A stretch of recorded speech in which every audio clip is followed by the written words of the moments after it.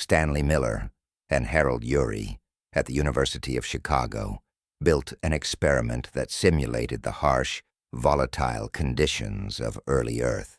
They mixed water, methane, ammonia, and hydrogen, gases believed to be abundant on our young planet, and zapped them with electrical sparks, mimicking lightning. A week later, the once clear liquid turned cloudy. Inside, organic molecules, amino acids, the basic building blocks of life. Life, it seemed, could emerge from nothing but chemistry. But let's rewind. About 4.6 billion years. Earth had just formed from the cosmic debris left over after our sun ignited. It was a hot, hellish place, constantly bombarded by asteroids. Water wasn't yet in oceans, but trapped in minerals and delivered by icy comets. There was no oxygen, no life, just chaos. So how, in this boiling chemical soup, did something as miraculous as life take hold? Let's dive into the biggest scientific mystery of all time. How did life begin on Earth? 1. The chemical foundations of life. Everything starts with chemistry. Life is built from a few essential elements: carbon, hydrogen, oxygen, nitrogen, sulfur, and phosphorus. Under the right conditions, these atoms bond to form more complex molecules: amino acids, nucleotides, lipids. The famous primordial soup theory suggests that Earth's early oceans were rich with these building blocks, created by volcanic gases, lightning strikes, and even ultraviolet radiation from the sun. But here's the kicker. Molecules don't equal life. So what bridged that gap? 2-point RNA, the molecule that might have started it all.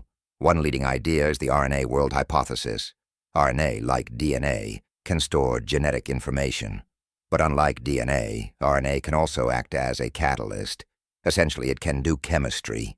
Scientists believe early RNA molecules might have copied themselves, made mistakes, evolved, and boom, natural selection began. In tiny pockets of warm water, maybe near volcanic vents or in tide pools, these RNA molecules might have been the first whispers of life. Primitive, yes. But alive? That's debatable. Still, it's the first time nature showed signs of self-replication and evolution. The power of hydrothermal vents. While the surface of early Earth was being bombarded by meteors, the deep ocean might have been a safe haven.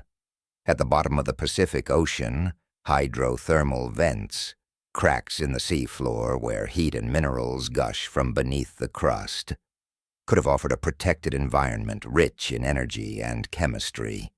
Even today, entire ecosystems thrive around these vents without sunlight. Life feeds on chemicals like hydrogen sulfide. It's alien, it's otherworldly, and it's probably very ancient.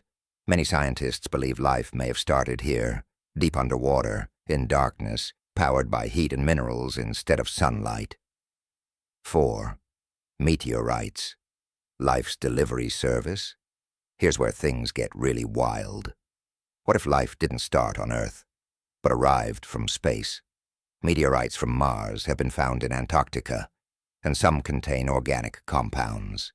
In 1969, a meteorite that crashed in Murchison, Australia, was found to contain more than 70 different amino acids. Could these cosmic rocks have seeded Earth with the building blocks, or even simple forms, of life? It's a theory called panspermia, and while we don't yet have evidence that actual living microbes survived space travel and the violent landing, it opens a new possibility. Maybe we're all aliens. Kinda. 5. From molecules to cells, the first organisms, even if we had the right chemicals, the right conditions and time, something still had to organize them.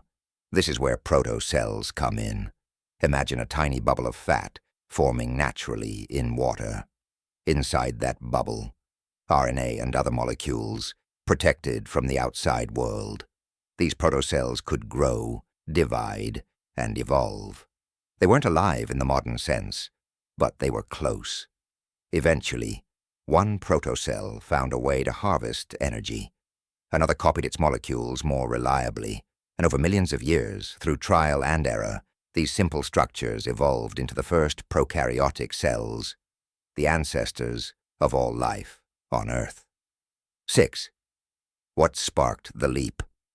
For nearly 2 billion years, life on Earth was just single-celled organisms floating in oceans. Then something incredible happened. Around 2.4 billion years ago, cyanobacteria, tiny microbes, began performing photosynthesis, releasing oxygen as a byproduct. This led to the Great Oxygenation Event, which reshaped Earth's atmosphere and made complex life possible.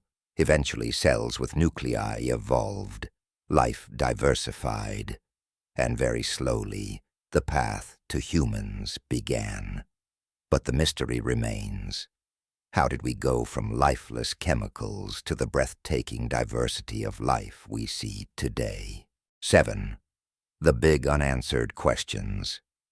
We've made incredible progress in understanding life's origins, but big questions remain. Was Earth unique, or could life emerge on any planet with water and energy? Did life start more than once, only to be wiped out by early cataclysms? Could we ever recreate life from scratch in a lab? And the biggest one, are we truly alone in the universe? The more we learn about Earth's beginnings, the more we realize life is tenacious, surprising, and maybe inevitable. From lightning in a bottle to self-replicating molecules, from ocean vents to ancient meteorites, life's journey began in the most unlikely of places. And yet, here we are.